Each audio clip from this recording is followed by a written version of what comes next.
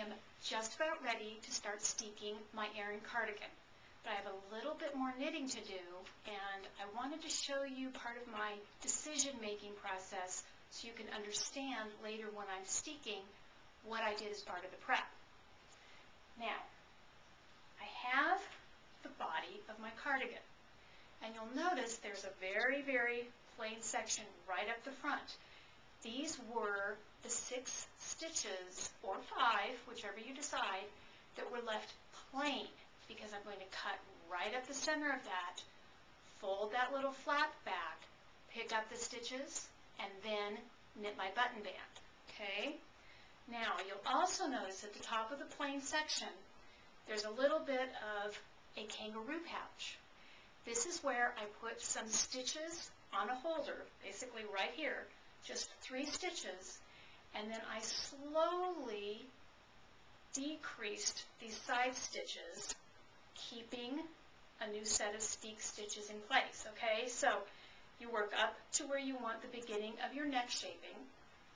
You put the steek stitches on a holder. Well, let me think here. Yes, exactly.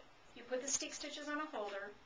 You put new steek stitches on, and then on each side of them you decrease, and when you cut that steek, your neck will just kind of open up to each side. Okay, now, the other thing I did on the body is I left stitches on the sides also plain. Now, that means I'm going to have sort of a plain section lower down in the sweater, but it's going to block out, and I think it'll be fine. But the point is, I will measure here the opening of my sleeve later, and that will be the part I cut to put my sleeves on. Speaking of which, here we have one of my finished sleeves, and you'll see I have this lovely cable that's going to go up the outside of my sleeve. And if you think about it, I have my cardigan, and I've knit it all the way up to my shoulders. Okay? The sleeve, I'm going to cut here, and then just join the sleeve at that cut. The other thing I'm going to be doing, just to let you know what's going on, this cable is going to continue all the way up the outside of my arm, up across my shoulder. I'm going to work the front and the back of the sweater and keep the cable in between all the way up to my neck. Okay?